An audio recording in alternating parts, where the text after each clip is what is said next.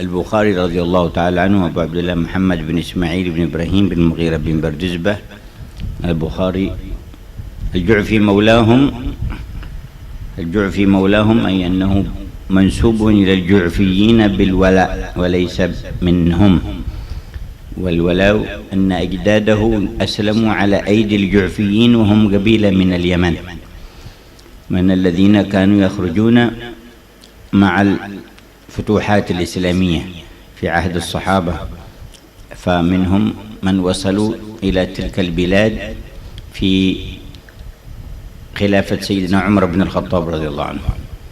وأسلم أول من أسلم من أجداد البخاري المغيرة بن بردزبة، ومن قبل المغيرة بردزبة ومن قبلهم كانوا مجوسا، كانوا على دين المجوسية، ولكن أول من أسلم المغيرة بن بردزبة، وهذا المغيرة فمن بعده مسلمون هو أسلم على يد الجعفيين، فهو مولى الجعفيين سيدنا الإمام البخاري رضي الله تعالى عنه، وهو الذي تربى والده بمصاحبة عبد الله بن المبارك، فصاحب والده عبد الله بن المبارك فتأثر به، فكان والده تاجرا ورعا. يقول: أرجو أن لا يطالب أن لم يكن دخل مالي درهم من شبهة، طول عمره لم يختلط بماله درهم من شبهة. هذا والد سيدنا الإمام البخاري رضي الله تعالى عنه، وبذلك خرج هذا الجوهر من صلب هذا الصالح. وابنه الصالح يقول: أرجو أن أخرج من الدنيا ولا يطالبني الله بذمة لمسلم أبدا، في لفظ: ولا يطالبني الله بغيبة مسلم أبدا. فكان محترزا لا يذكر أحدا بسوء ولا ينتهك شيئا من الحرمات، فليس في ذمته لأحد شيء رضي الله تعالى عنه، حتى أنه كان راميا يحسن الرمي، فلما كان يوما رمى فوقع سهمه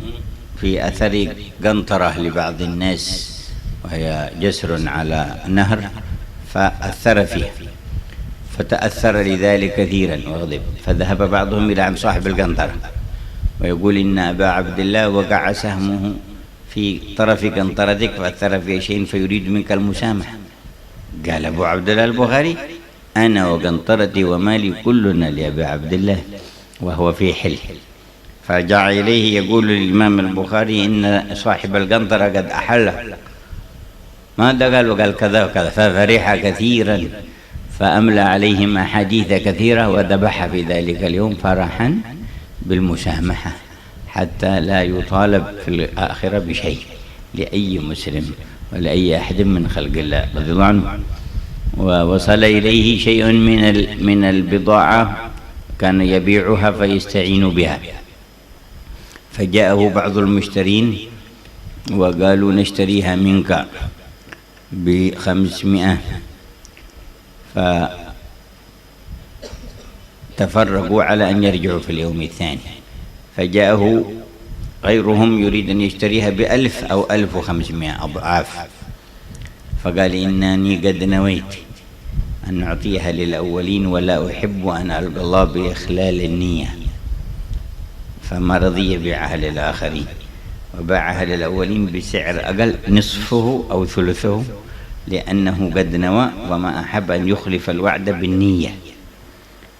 بمجرد النية. فلهذا رضي الله تعالى عنه وأرضاه، وكان شديد المحبة للصحابة ولأهل البيت الطاهر،